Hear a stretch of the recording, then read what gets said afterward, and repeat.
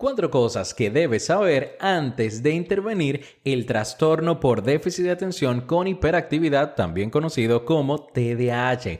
Ese es el tema de hoy en Estrategia Educativa, así que no te lo pierdas.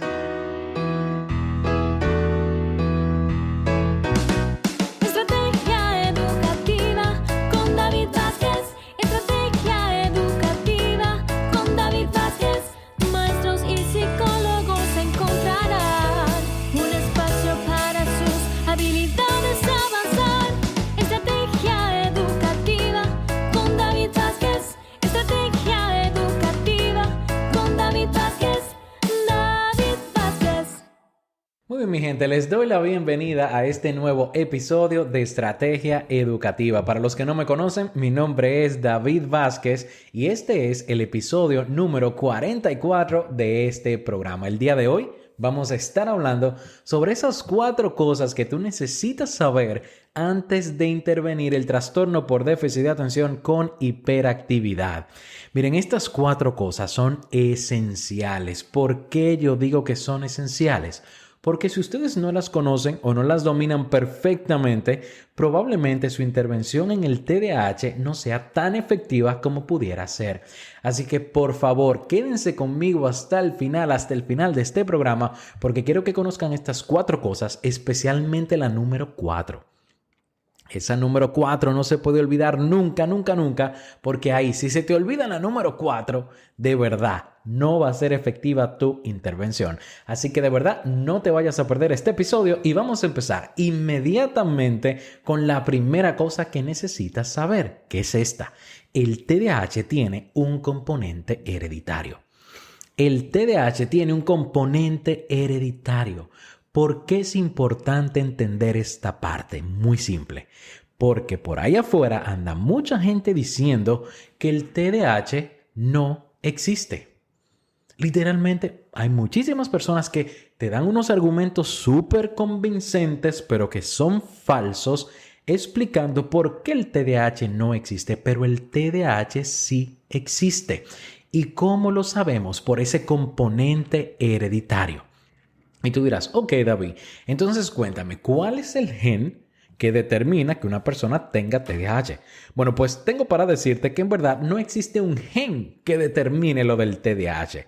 Y tú dirás, bueno, si no hay un gen, entonces ¿cómo ustedes saben que hay un componente hereditario? ¿Por qué tiene que haber un gen o no? Bueno, déjame decirte que en realidad no es necesario conocer un gen para nosotros saber que hay un componente hereditario.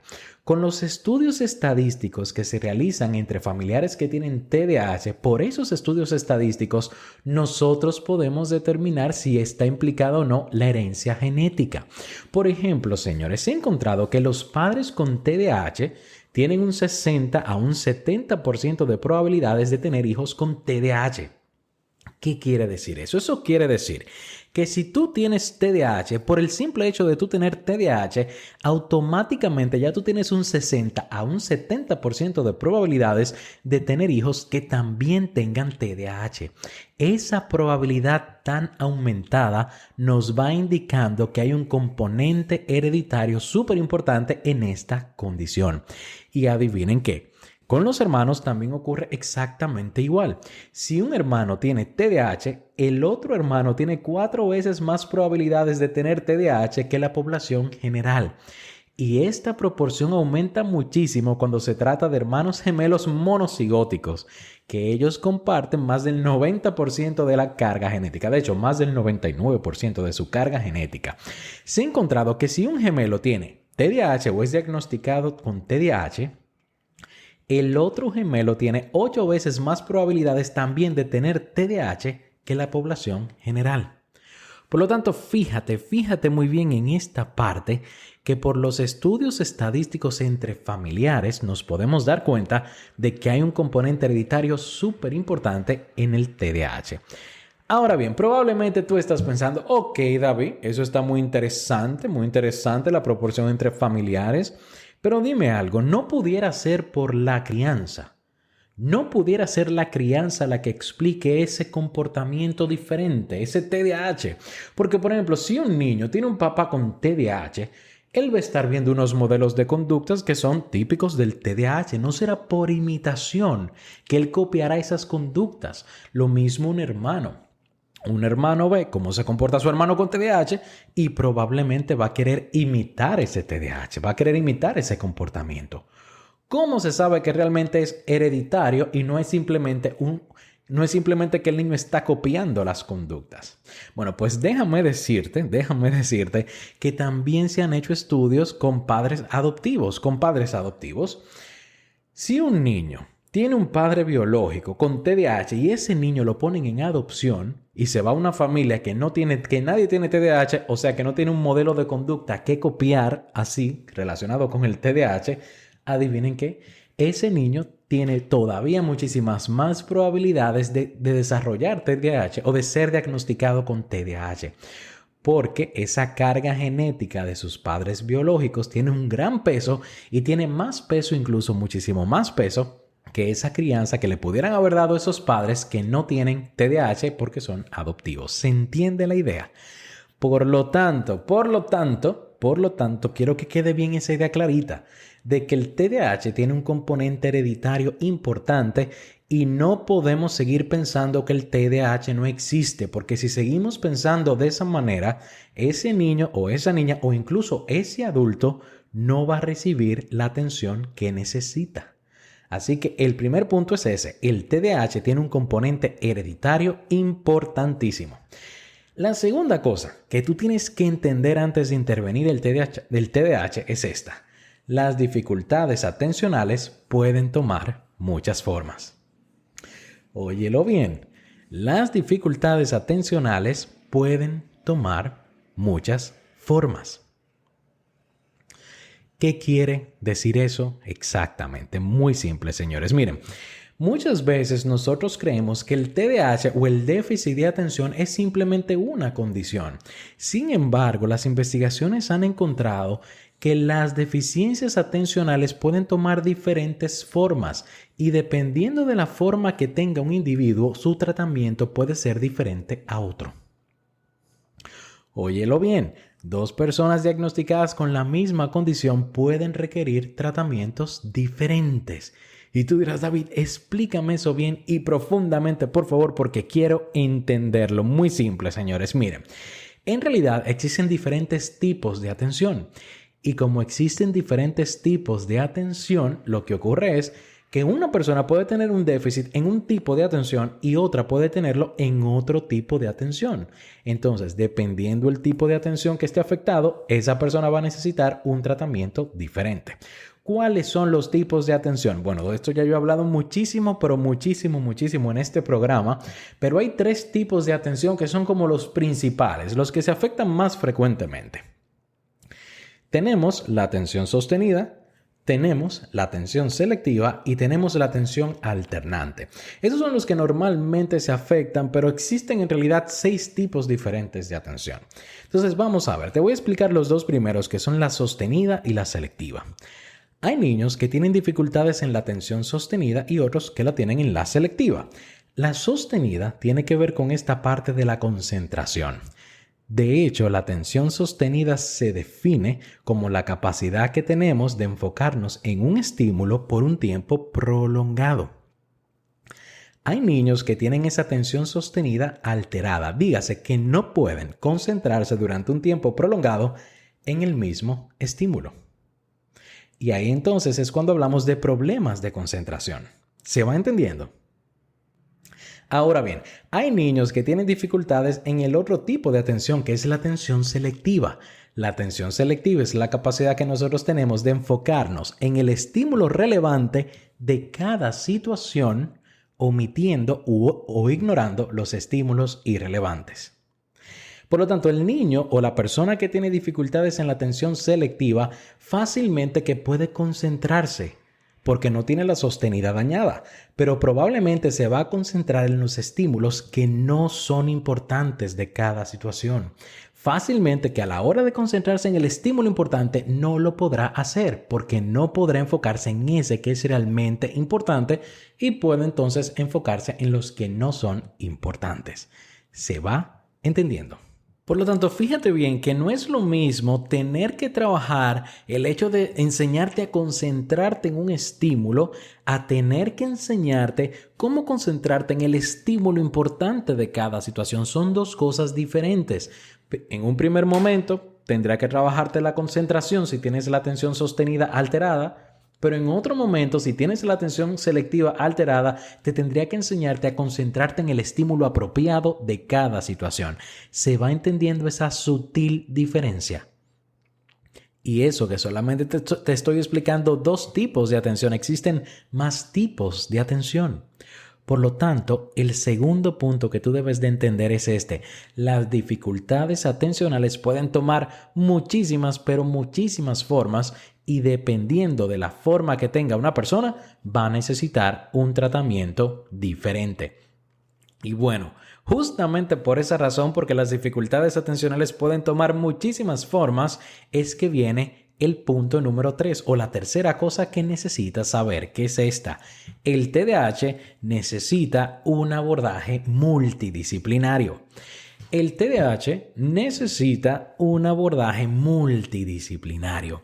¿Qué significa eso? Eso significa que si tú vas a trabajar con TDAH o si estás trabajando con TDAH, tú nunca vas a ser la única persona o el único profesional que va a estar trabajando con ese niño, porque para dar un abordaje adecuado tiene que ser un abordaje multidisciplinario. Por ejemplo, un niño con TDAH va a necesitar de un psicólogo. Ese psicólogo va a trabajar la parte de la modificación conductual, va a trabajar la parte del manejo emocional, etcétera, etcétera. Pero ese niño con TDAH también va a necesitar de un neuropsicólogo que trabaje las deficiencias cognitivas de esa condición, que como ya te enseñé en el punto anterior, tiene que ver con deficiencias cognitivas en ese proceso de la atención, pero también hay otros procesos cognitivos que están alterados, como las funciones ejecutivas. Por lo tanto, también se necesita de ese neuropsicólogo que trabaje la parte cognitiva. También necesita un psicopedagogo. Ese psicopedagogo se va a encargar de crear esas adaptaciones y esos apoyos para que ese niño logre funcionar lo mejor posible en el ámbito educativo. Pero también probablemente va a necesitar un psiquiatra para que ese psiquiatra dé ese tratamiento psicofarmacológico para que si ese niño necesita medicación, la pueda recibir. ¿Se va entendiendo? Por lo tanto, el TDAH nunca puede ser trabajado por un solo profesional. Siempre se necesita un abordaje multidisciplinario. Y esa es la tercera que tienes que conocer. Vámonos ahora a la cuarta y última, y para mí esta es la más importante de todas. Dice así: la intervención en el TDAH no se limita al niño. También hay que cambiar el ambiente. La intervención no se limita al niño, también hay que cambiar el ambiente. ¿Qué significa eso? Eso significa, señores, que muchas veces nosotros como profesionales tenemos que medir muy bien y poder debatir muy bien las ideas y las expectativas que pueden tener los padres o los maestros con respecto a ese niño. Porque a veces ellos están esperando que con llevarlo a terapia solamente es suficiente y que el terapeuta o los terapeutas con una varita mágica lo van a cambiar en el consultorio y que el niño, conforme vayan pasando esas terapias, va a ir mejorando solo y que ellos no van a tener que hacer nada. Y esa expectativa es una muy mala expectativa, porque la intervención no solamente se limita al niño, también hay que cambiar el ambiente. Eso significa, señores, que los maestros, por ejemplo, van a tener que darle un ejemplo de cambio en el ambiente, es darle tiempo adicional en las pruebas. Eso es una adaptación que tienen que hacer para que ese niño pueda funcionar. Puede ser también que los maestros tengan que comenzar a dar instrucciones adaptadas al niño. ¿Qué es eso de instrucciones adaptadas al niño? Muy simple. Cuando tú das una instrucción a un niño cualquiera sin TDAH, probablemente tú puedas dar una instrucción larga y no pasa nada, te va a entender y toda esa información se va a retener. Pero un niño con TDAH va a necesitar que esas instrucciones se simplifiquen para que él no tenga que dedicar mucha atención a escuchar una instrucción muy larga y pueda entonces realizar la tarea porque se adaptó esa instrucción. ¿Me doy a entender? Por lo tanto, la intervención nunca se va a limitar solamente al niño. También hay que cambiar el ambiente. Por ejemplo, a veces a los niños con TDAH hay que darles tiempos adicionales de descanso. También a veces hay que darles tiempos adicionales para que se levanten y se muevan, porque lo van a necesitar. Entonces, fíjense cómo muchas veces un maestro o una maestra no quiere que el niño se levante ni que se mueva. Entonces cree que con la terapia eso se va a lograr. Pero a veces hay que dar ese tiempo adicional a ese niño para que se levante y pueda moverse. Lo mismo en la casa. A veces no, muchas veces o la gran mayoría de las veces o siempre hay que limitar las distracciones en la casa. Si el niño tiene que estudiar en un momento determinado, hay que preparar ese ambiente para que no haya distracciones y se pueda facilitar esa concentración. Ya sea facilitar esa concentración por la atención sostenida o también facilitar esa concentración dentro de la selectiva para que pueda enfocarse en el estímulo importante de cada situación. Se va entendiendo. Por lo tanto, nunca limites la intervención al niño. También tienes que tomar en cuenta el ambiente, dejarle a los padres y a los maestros esas expectativas bien claras de que hay que cambiar el ambiente y nunca limitarse al niño. Y adivinen qué, señores, esas son las 4 cosas que ustedes tienen que saber obligatoriamente antes de intervenir el TDAH. Número 1, que el TDAH tiene un componente hereditario, por lo tanto el TDAH sí existe, no es algo que no exista.